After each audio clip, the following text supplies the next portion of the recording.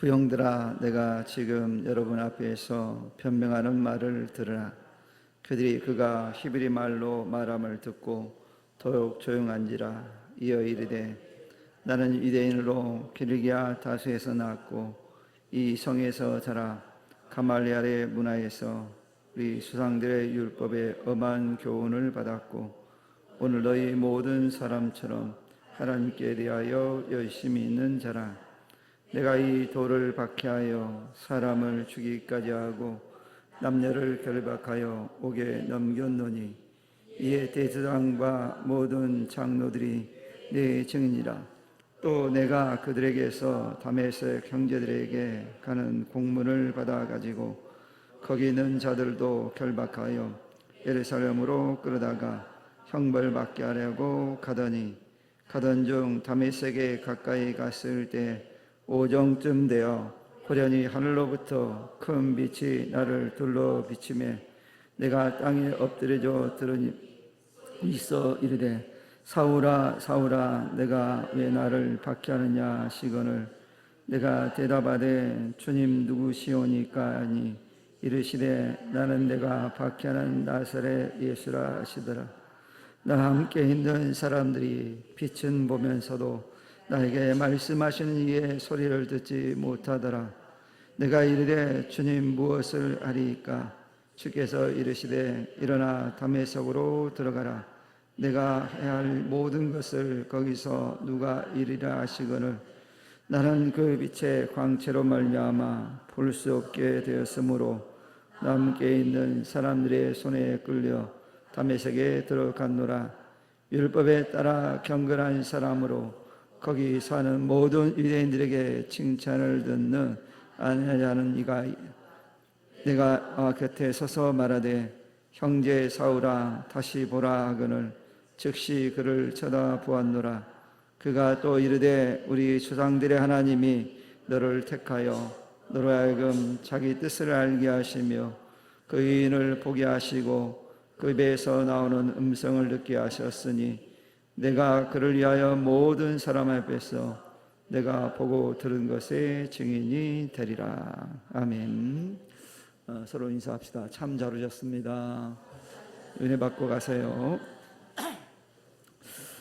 오늘은 이 말씀을 가지고 주님의 대변자라고 하는 그런 말씀의 제목으로 함께 말씀을 나눠보려고 합니다. 국회라는 것이 있습니다. 국회. 그 국회는 이제 정당이 있어서 그 국회의원 정당들이 정치를 하는 곳을 국회라 그렇게 얘기합니다.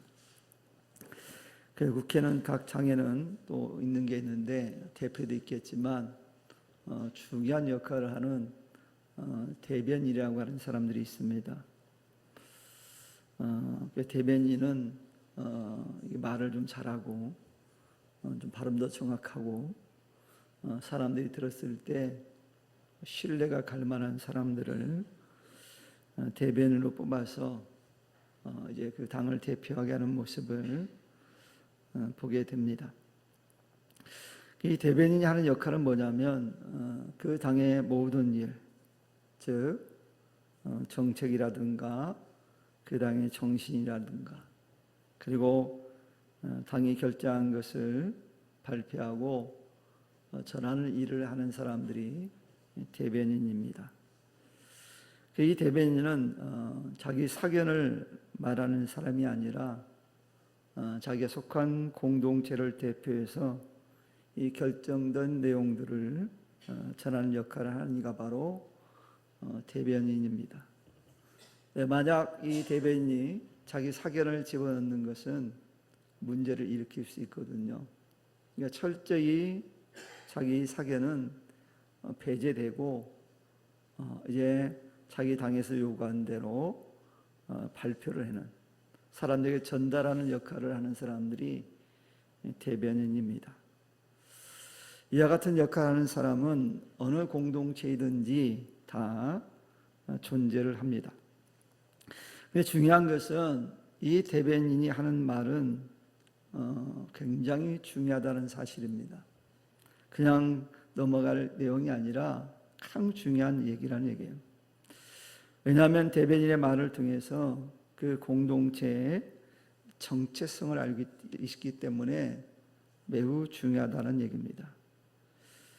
사람들은 그 대변인이 하는 말을 듣고 그 공동체에 대해서 평가를 하기도 하고 또 거기에 소속감을 가지기도 하고 거기에 소속되기도 합니다. 그래서 모든 사람들이 동조하지는 않거든요. 거기에 동조하는 사람들만이 거기에 참여를 하게 돼 있거든요. 그런데 만약 이 대변인이 사실과 다른 의견을 말하거나 개인적인 그 의견을 집어넣게 되어지면 그 공동체는 큰 혼란에 빠질 수 있는 경우들을 종종 보게 됩니다. 그게 대변인이 하는 역할은 매우 중요하다고 볼 수 있습니다. 그래서 대변인이 어떤 말을 하느냐에 따라서 그 분위기가 달라질 수 있고 상황이 달라질 수 있거든요. 그러니 어떻게 전달하느냐 매우 중요합니다. 언젠가 어떤 아나운서가 나와서 그런 얘기를 하더라고요. 자기가 제일 힘든 게 어떤 방송할 때 힘드냐 물어봤더니 이제 선거철에 선거 방송을 할 때 가장 힘들다고 그럽니다. 왜 그럴까요? 그 아나운서도 분명히 자기가 지지하는 당이 있을 겁니다. 후보가 있을 거예요. 그러면 자기가 지지하는 후보가 점수가 확 올라가면 사람의 마음이 어떨까요? 좀 좋아지겠죠. 그런 표정이 나와서는 안 된다라는 거예요. 그러니까 좋고 나쁨의 표정이 나와서 안 되기 때문에 이 감정을 다스리면서 방송을 하는 게 가장 어렵습니다. 그러더라고요. 왜 그렇습니까? 일반인 같으면 표현해도 괜찮은데 방송인이기 때문에 객관적인 사실을 전해야 하는 아나운서이기 때문에 그런 것 같습니다. 그래서 있는 사실만을 감정 없이 그대로 전달해 줘야 되거든요. 그만큼 중요하다는 얘기죠. 이런 것처럼 대변인도 그렇다는 거예요. 그래서 이 대변인의 역할은 어떤 감정에 치우쳐지는 것이 아니라 자기 사견을 전달하는 자리가 아니라 자기 공동체를 위해서 공동체가 추구하는 것들을 알려주는 그런 역할을 하는 일꾼이다라고 말할 수 있는 거예요. 그러면 어떻게 전달하는가 하는 것은 매우 중요합니다. 대변인이 전하는 말은 그 공동체의 방향성과 정책과 핵심이다 이렇게 말할 수 있거든요. 그게 중요한 거예요. 제가 오늘 본문에 등장하는 인물이 있는데 이 사람은 어떤 사람이냐면 예수님에 대해서 정말 최선을 다해서 이걸 복음이라고 그러는데 복음을 전했던 사람이거든요. 이 사람은 예수님에 대해서 자신이 가지고 있는 모든 지식과 경험과 지혜를 다 동원해서 예수님을 소개하는 사람이거든요. 그게 누구냐면 바울이거든요. 여러분 바울은 예수님을 믿는다는 그 한 가지 이유만으로 자신의 동족에게 공격을 당한 사람이거든요. 오늘날에도 예수님을 믿는다는 이유로 가족들 중에서 공격을 받는 경우가 있거든요. 그런데 이 바울은 자기 민족에게 동족에게 매우 많은 공격을 당했어요. 그리고 자신의 동족인 유대인들이 이 바울의 신앙을 넘어뜨리기 위해서 때로는 바울에게 폭력을 가하기도 했어요. 그게 죽을 뻔한 위기가 몇 번 있었거든요. 그런데도 불구하고 자신을 공격한 이 동족인 유대인들을 향해서 바울은 매우 부드러운 어조로 침착하게 복음에 대해서 변증을 하고 있다는 사실이에요. 그래서 여러분 복음을 전하는 사람은 그래서 이 감정 컨트롤을 잘해야 됩니다. 그래서 이 바울과 같은 그런 심정을 가지고 복음을 전해야 되거든요. 만약 바울이 자기를 공격하는 사람을 향해서 화를 내거나 공격하는 태도를 취하면 안 되거든요. 이처럼 바울은 이제 복음에 대해서 부드러운 어조로 자기를 공격하는 사람들을 향해서 아주 복음을 잘 변증하고 있어요. 바울은 자신이 처한 위기 상황을 넘기기 위해서 자신의 무지함을 변명하기보다는 자신이 속한 동족의 영혼을 구원하기 위해서 열심히 최선을 다해서 복음을 변화하고 있는 거예요. 복음을 위해서, 복음을. 오직 예수님을 위해서만 그가 말하고 있는 거예요. 특별히 바울은 복음을 변화하면서 자신이 경험한 예수님에 대해서 어떻게 자신이 만났고 어떤 체험을 했는지 동족들에게 생생하게 들려줍니다.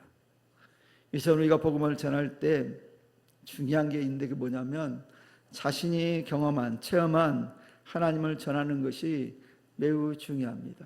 거짓말할 수 없잖아요. 우리는 사실을 말해야 되기 때문에 자기가 경험하고 체험한 것만을 전해야 되거든요. 그러나 영적 체험, 주님의 은혜를 맛보지 못한 성도, 즉 영적 체험이 없는 성도는 그래서 복음을 전할 때도 담대하게 전할 수가 없어요. 경험한 적이 없으니까. 여러분, 우리가 복음을 뜨겁게 전하는 증거자가 되기 위해서는 그렇기 때문에 복음에 대한 확실한 개인적인 체험이 있어야 되는 거예요. 그래야 전할 수 있거든요. 자신이 체험하지 못한 이야기를 거짓으로 말할 수는 없잖아요. 만약 자신이 체험하지 못한 경우는 자신 있게 전하지 못하고 남의 이야기하듯 전달하고 끝나는 경우가 많거든요. 그랬다더라. 내가 들어보니까 그런 적이 있대 라고 말할 거예요. 근데 경험한 사람은 어때요? 그 된다고, 그렇다고, 그런 하나님이라고 자신 있게 얘기하잖아요. 그래서 자신이 체험하고 나면, 경험하고 나면 확신 있게 자신을 전하게 되는 거예요. 우리가 예를 들어서 본 사람과 경험한 사람과 안 하는 사람은 매우 차이가 있습니다. 본 사람들은, 경험한 사람은 사실에 입각해서 확신을 가지고 말해요. 근데 경험하지 못한 사람은 어때요? 들은 얘기 가지고 그렇다더라. 근데 이것도 전달을 잘해야 되는데 전달을 잘 못하는 사람들도 있어요. 엉뚱하게 전달하는 사람들도 있거든요. 그래서 경험하는 게 매우 중요합니다. 그래서 내가 먼저 체험하고 내가 먼저 경험해야 확신을 가지고 전할 수 있습니다. 그렇지 않으면 전할 수 없어요. 자신도 확신할 수 없는데 어떻게 다른 사람에게 확신 있게 전할 수 있겠습니까? 전할 수 없거든요. 여러분, 세상 이치도 마찬가지잖아요. 자신이 알지 못한 내용에 대해서는 확신을 가지고 말하지 못합니다. 내가 들으니까 그렇다더라, 이 정도 수준이지 확신을 가지고 말하지 못하거든요. 그러나 경험하면 어떻습니까? 생생하게 사실적으로 전할 수 있어요. 그러나 자신이 경험하지 못한 이야기를 전한다고 할지라도 경험하지 못한 이야기를 전할 때는 생동감이 떨어지게 돼 있어요. 경험한 것과 경험하지 못한 것은 그건 차이가 있어요. 경험했으면 생동감이 넘치겠죠. 근데 경험하지 못한 이야기를 할 때는 좀 떨어지는 게 그게요. 그래서 여러분, 만약 경험하지 못했음에도 생동감 있게 전하는 사람들이 가끔 있거든요. 그런 사람은 어떤 사람일까요? 그는 필시 모사꾼이거나 사기꾼일 가능성이 높아요. 사기성이 있다라는 거예요. 그러니까 경험하지 않았는데 마치 경험한 것처럼 그렇게 말하는 사람들이 있거든요. 그래서 여러분, 그렇게 말하는 사람들은 다른 사람들을 현혹해서 오히려 마지막에는 어려운 큰 문제가 되어지는 경우들이 많거든요. 이런 경우들을 우리는 주변에서 가끔씩 볼 때가 있습니다. 그래서 사기를 당하잖아요. 보이스피싱이니 이런 사기를 당하는 경우가 뭡니까? 가짜인데 진짜인 것처럼 해서 사람이 넘어간 거거든요. 제가 과거에 신학대학 다닐 때 아르바이트를 했는데 한 가지 해본 경험이 있어요. 여러 가지 해봤지만 대표적인 걸 예를 들면 책을 팔았던 적이 있어요. 책을. 그렇게 안 보이잖아요. 그렇게 안 보이잖아요. 근데 책을 팔았던 적이 있어요. 근데 책을 팔려면 교육을 받습니다. 교육을. 매일 같이 교육을 받아요. 한 달 동안 교육을 받는데 그래야지 이제 갈 수 있거든요. 교육장에 교육을 받으면 그 교육을 시키는 사람 말 들으면 하루 몇백씩 벌 수 있을 것 같아요. 정말 말을 잘하거든요. 그 사람이. 막 현혹돼요. 그래서 그 얘기를 듣고 흩어질 거 아니에요. 그런데 그 사람처럼 되는 일이 거의 없더라고요. 다 현혹되어 가지고, 왜냐하면 일정 부분은 책을 한 권 팔아도 일정 부분은 그 회사로 가거든요. 근데 팔긴 팔아요. 그 사람이 한 것만큼, 얘기한 만큼 되지는 않아요. 그래서 그때가 비로소 쏘갔구나. 그리고 이제 안 하는 거예요. 그래서요, 그런 경험이 있습니다. 가짜를 진짜처럼 그럴싸하게 포장해서 막 얘기를 하는 거예요. 물론 가끔씩 잘하는 사람이 있습니다. 그런 사람 어떤 사람이에요? 거짓말을 생동감 있게 사기를 잘 치는 사람들은 팔아요. 사기성이 매우 농후해요. 그런 경험이 있고요. 저희 집에 정수기가 있습니다. 정수기가 있는데 이 필터를 1년에 한 번씩 갈아야 되거든요. 그래서 제가 직접 갈 수 있다고 그래가지고 인터넷 시킨 적이 있어요. 그랬더니 안 오는 거예요. 아무리 기다려도. 그래가지고 이제 다른 인터넷, 우리나라 인터넷 사이트에서 다른 데 가서 샀어요. 갈았더니 잘 됐어요. 1년을 썼을 거 아니에요. 그리고 이제 또 1년이 지났으니까 갈 때가 돼가지고 제가 안 오다가 나중에 한참 지난 다음에 그 제품이 왔거든요. 몇 달 지난 다음에 왔어요. 제가 할 때는 3달 지났나 4달 지나봤어요. 그래서 취소했는데도 왔어요. 근데 다시 돌려달라는 소리 안 해서 그냥 냅뒀어요. 언젠가 오겠지. 또 1년 지났는데 안 오더라고요. 그래서 제가 이제 또 1년 지나서 그걸 교체를 딱 했어요. 됐을까 안 됐을까요? 됐으면 얘기 안 하겠죠. 안 되더라고요. 별 방법을 다 동원해도 거기 설명서도 조치를 다 같이 해봤어요. 그게 안 되는 거예요. 그래가지고 그 정수기 판매하는 곳에 전화를 해서 전문가한테 부탁을 딱 했어요. 근데 이분이 와가지고 싹 갈아줬어요. 우리 권사님이 아는 분이에요. 이 권사님이 아시는 분인데 딱 해줬어요. 근데 바로 됐을까 안 됐을까요? 제가 전문가란 말을 썼잖아요. 바로 되더라고요. 그래서 목사님, 그분이 내가 목사라는 걸 아니까 목사님 그 정수기 필터 좀 보이세요. 보여줬어요. 이거예요.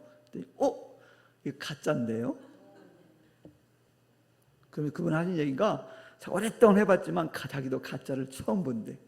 그래서 목사님 가져가면 안 됩니까? 그래 가져가라고 그랬어요. 근데 진짜 같아요. 전문가니까 알아보는 거지 우리 일반인들 알아볼 수 없을 정도로 똑같아요. 이처럼 가짜가 진짜처럼 보일 때가 있다는 거예요. 말을 그렇게 하는 사람이 있다는 거예요. 사기를 왜 당해요? 진짜처럼 얘기하니까 사기를 당하는 거예요. 그러니까 이단들은요, 가짜인데 진짜처럼 말하고요, 더 진짜처럼 얘기해요. 근데 우리는 진짜를 믿으면서도 진짜처럼 얘기 못 하잖아요. 가짜는 진짜처럼 얘기하는데 진짜 백에는 진짜를 얘기 못 해요. 우리 진짜처럼 얘기합시다. 진짜니까. 여러분 믿는 복음이 예수님이 진짜예요. 그러니까 여러분들이 자신감을 가지고 확신을 가지고 전할 수 있는 성도가 되길 바랍니다. 이 거짓말을 잘하는 사람들은요, 이런 특징이 있습니다. 소문을 잘 냅니다. 이 사가리만큼 소문을 잘 내요. 그러다 보니까 결국 어떤 일이 벌어져요? 그 거짓말로 인해서 사람들과 분열을 초래하는 일들을 만드는 사람들이에요. 즉 문제게요, 가짜라는 얘기죠. 진실이 없는 가짜예요. 그럼 우리는 이런 가짜가 되지 않기를 바랍니다. 정말 자신이 체험한 예수님에 대해서 경험한 사실을 믿음으로 확신하는 가운데 복음을 전할 수 있는 우리 성도 되기를 축원합니다. 오늘 본문 22장 우리 다 읽지 않았지만 바울은 자신이 유대인 중에 유대인이라는 사실을 얘기하고 자기는 가말리알 문화생으로 율법에 대해서는 확실히 아는 사람이라는 걸 얘기하고 또 그들 중에 누구보다도 하나님께 대해서 열심히 가진 자였다라고 얘기합니다. 그러면 진짜라는 얘기에 자기 과거는 그렇게 자기가 진짜인 줄 알았는데 진짜가 아니었다는 얘기예요. 이런 얘기를 그는 서신서를 통해서 성도들에게 그 자신에 대해 소개할 때 그 얘기를 자주 얘기합니다. 자기는 유대인으로 진정한 아브라함의 자손이었을 뿐만 아니라 이스라엘 족속이고 베냐민 지파 11인 중에 10인이라고 그는 밝히거든요. 그러나 그가 구원을 얻은 것은 이 같은 외적인 조건 때문이 아니라고 분명하게 밝히고 있어요. 바울은 자신의 인간적인 외적 조건이 구원을 얻는데 아무런 도움이 되지 못했음을 말하거든요. 오히려 이런 외적인 조건이 주님을 믿는 것에 너무 믿는 것을 힘들게 했다라고 얘기해요. 즉 주님을 믿는 것에 방해가 되었다고 말하고 있어요. 여러분, 그런 유대인들처럼 하나님의 선민이라고 하는 외적 조건들은 모두 가지고 있었지만 오히려 그것이 주님을 보고도 깨닫지 못하는 걸림돌이 되었다고 그런 말하고 있어요. 그게 걸림돌이었대요. 오늘날도 마찬가지입니다. 모든 가족 구성원들이 신앙생활하는 분위기가 오히려 자신의 신앙생활에 역효과가 되는 경우들이 종종 있어요. 왜냐하면 마치 자연스럽게 하나님 나라가 자신에게 주어진 것처럼 착각할 수 있거든요. 가족의 분위기가 그러니까. 자기를 믿지 않으면서 종교 안에 기독교 이렇게 씁니다. 우리 집 분위기가 그렇다라는 거예요. 그 얘기는. 근데 여러분, 믿음은 다 개인적이거든요. 구원은 개인적이에요. 우리가 누구누구 목사님 자녀, 장로님 자녀, 권사님 자녀, 집사님 자녀면 구원받는다고 그러면 얼마나 좋겠습니까? 근데 그렇지 않아요. 내가 믿지 않으면 아무 소용이 없어요. 내가 목사를 하더라도 믿지 않으면 아무 소용이 없는 거예요. 환경이 나를 구원시키는 게 아니거든요. 개인적인 신앙 고백을 통해서 소유하게 되는 것이 구원이에요. 별개의 별개. 그래서 바울이 그 얘기를 하고 있는 거예요. 자기는 바리새인 중에 바리새인이고 유대인 중에 유대인이고 히브리인 중에 히브리인이고 가말리엘 문화생이다라고 말하는 이유는 뭐냐면 내가 그런 외적인 조건을 가지고 있었음에도 불구하고 구원받지 못했었다라고 얘기하는 거예요. 남들이 볼 때는 하나님을 향해 열심히 섬기는 사람처럼 보였지만 구원받은 인생이 아니었다라는 거. 오히려 그것이 구원받는 데 방해가 되었다라고 얘기하는 거예요.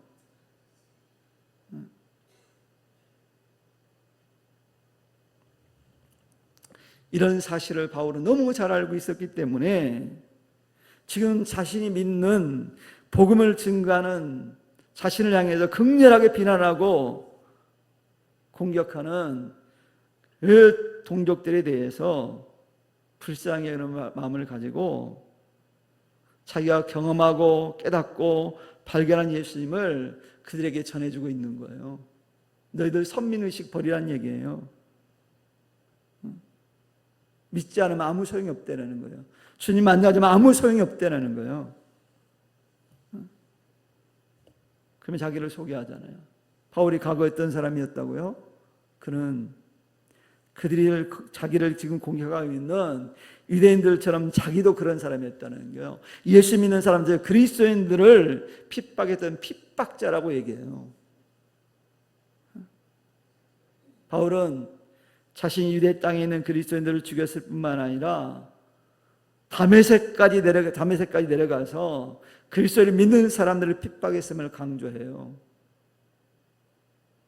무슨 얘기입니까? 제가 외적으로는 하나님의 백성처럼 보였을지 모르지만 하나님 믿는 사람을 핍박하는 사람이라는 거예요. 그 외형적인 조건이 구원하고 상관이 없었다라는 거예요. 이 사람 바울은 예수 믿어서 무지했던 사람이었다는 거예요. 그런데 그가 다메섹에서 예수님 만나고 나서 변화되고 그리스도인이 되었다고 하는 거예요. 여러분, 이처럼 예수 믿으면 첫 번째 나타나는 게 변화예요, 변화. 내가 믿는다고 입술로는 말하는데 변화가 안 되는 거 심각한 거예요. 그 고집통 버려야 돼요. 이 고집 센 사람들이 있거든요. 아무리 얘기해도 자기 그 사상에 갇혀가지고 복음을 받아들이지 않고 고집을 부리는 사람들이 있거든요. 고집을 버려야지 예수를 만날 수 있어요. 여러분, 잘못된 고집을 버릴 수 있기를 축원합니다. 내게 유익하지 않는 건 버려야 돼요. 바울이 그리스도인이 된 것은요, 자신의 의지나 타인의 영향에 의한 것이 아니었어요. 부활하신 나라는 예수님과의 만남을 통해서 그 변화가 일어났어요. 만나니까 바뀌잖아요. 여러분, 바울은 다메섹에서 그가 핍박에도 예수님을 직접 만나고 난 다음에 영적 변화가 일어났어요. 그래서 그가 그토록 핍박했던 예수님이야말로 이스라엘이 그렇게 고대하고 기다렸던 진정한 메시아, 구주가 되신다는 것을 그 동족들에게 지금 전하고 있는 거예요. 왜? 자기도 자기 동족들처럼 그랬거든요. 이게 너무 마음이 아픈 거예요. 왜 부모들이 자녀들에게, 배우자에게 이 복음을 전하라고 했을까요? 바로 바울과 같은 심정이라고 저는 믿습니다. 이 귀한 거, 이 가치 있는 걸 모르니까. 이 사람 바울은 예수님과의 만남을 통해서, 즉 영적 체험을 통해서 영적인 변화가 막 일어난 거예요. 그래서 바울이 얘기합니다. 자기는 유대교를 배신한 게 아니라는 거예요. 제대로 깨달았다는 거예요. 저 기독교인이 되고 나서 더 큰 안목으로 총체적으로 보게 되었다라는 거예요. 자기가 믿는 도는 결코 유대교와 대립되는 것이 아니라는 것을 바울이 그 유대인들에게 설명하고 있는 거예요. 왜요? 그들이 기대하는, 고대하는 예수가 바로 메시아이니까. 근데 그들이 그걸 모르고 있으니 얼마나 마음이 아팠겠습니까?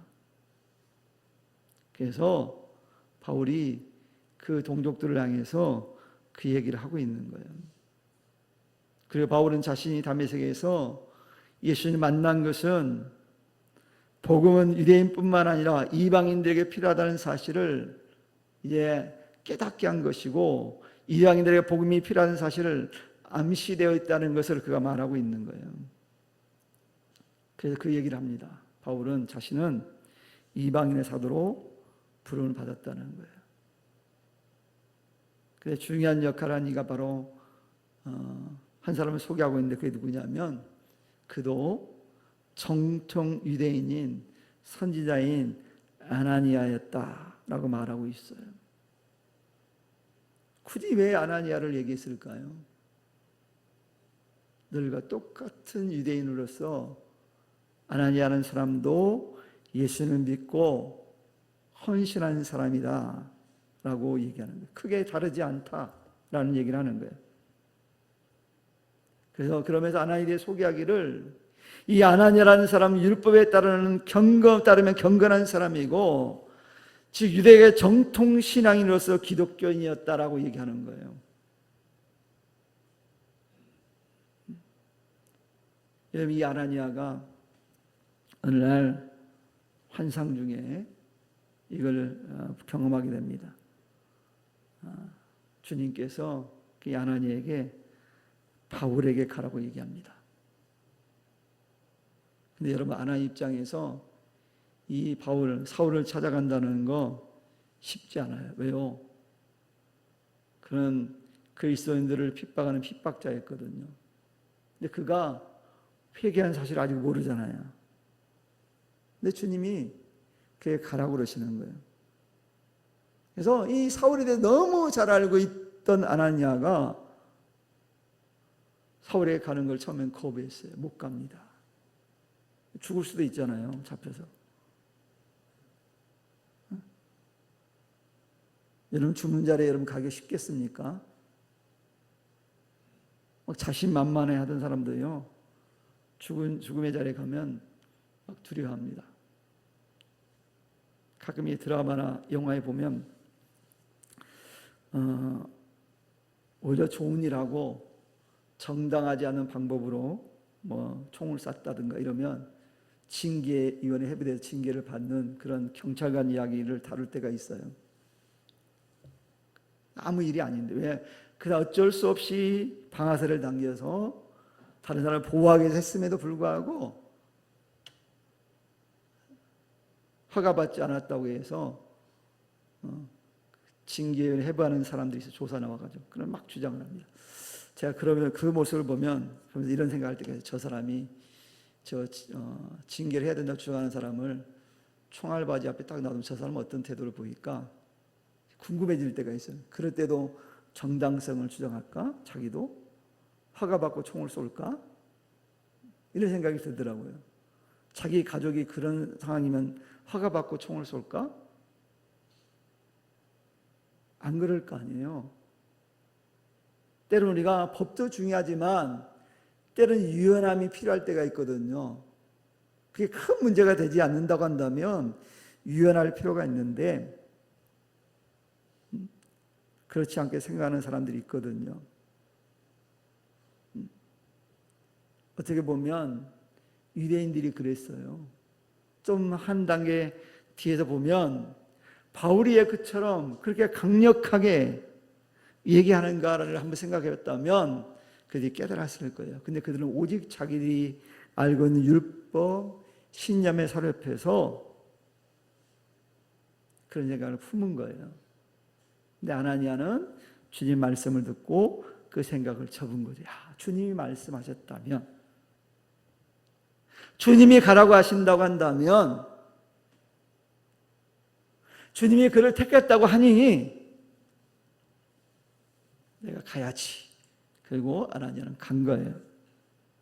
그래서 그에게 가서 안수하고 그에게 세례를 베풀고 제사함을 받게 합니다. 여러분, 적어도 우리는 아나니아 같은 사람이 돼야 돼요. 내가 정말 미워하는 사람이라 할지라도 그가 회개했다면, 하나님의 사람이 되었다고 한다면 내가 마음으로 받아야 돼요. 이런 은혜가 있기를 축원합니다. 그게 중요하잖아요. 특별히 바울은 그래서 이 아나니아가 경건한 유대인이었다는 사실과 그 입에 나오는 말을 통해서 그의 핵심이 유대교와 종교적 단절을 의미하지 않는다는 사실을 강조하면서 복음을 전하는 거예요. 그래서 아나니아 예를 드는 거예요. 그러면서 하는 얘기가 하나님께 자기를 불러서 예루살렘부터 떠나 이방인에게 가라고 명령하셨다, 이렇게 말씀을 전합니다. 그러므로 예루살렘은 자신이 복음을 전하는 곳이었으나 그 유대인들의 반대로 인해서 이방인들에게로 갈 수밖에 없었다는 것을 바울은 얘기합니다. 이렇게 바울은 자신의 사명은 하나님의 계시를 받아서 예루살렘을 떠나 이방인에게 가도록 명령을 받았다는 것을 이제 얘기하고 있어요. 그럼 이 바울의 간증과 말씀을 듣고 사람들의 반응은 어땠을까요? 대단하다, 이랬으면 좋았을 텐데 그렇지 않았어요.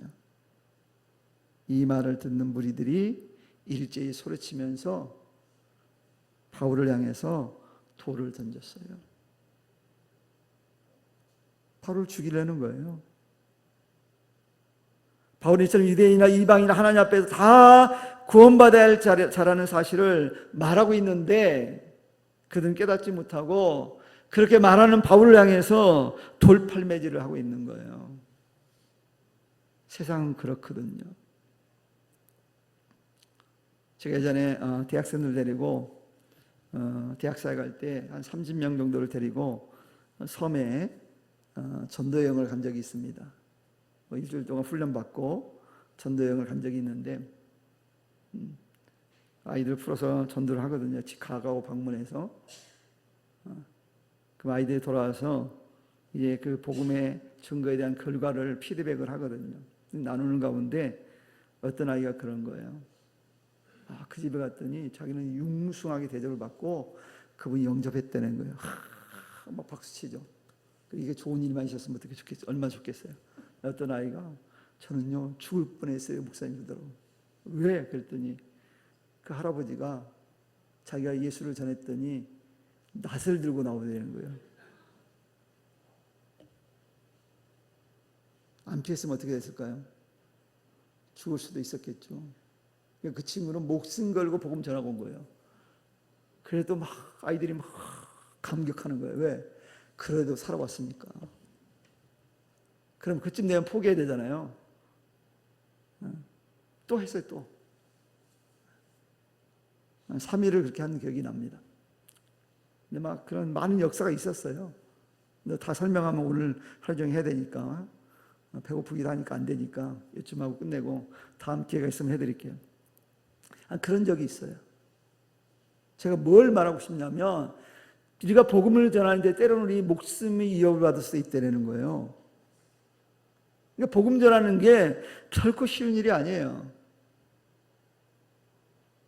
오늘 우리들도 어떻게 보면 목숨 내놓고 복음을 전하는 거예요. 여러분과 복음 전하면 좋은 소리 들어요? 배우자가 좋은 소리예요? 가족들이 좋은 소리예요? 아니잖아요. 받아들이면 좋은 소리 하지만 거부하는 사람들은 나쁘게 얘기해요. 뭐 미쳤다는 둥, 별소리 다 듣잖아요. 그게 우리를 죽이는 거예요. 죽이려고 하는 거예요.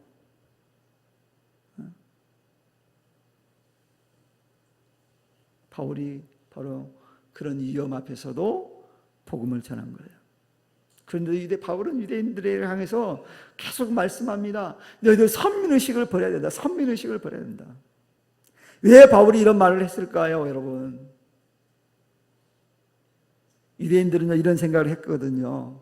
이방인들은 유대인 외에는 하나님 백성이 될 수 없는 자들이라고 생각했어요.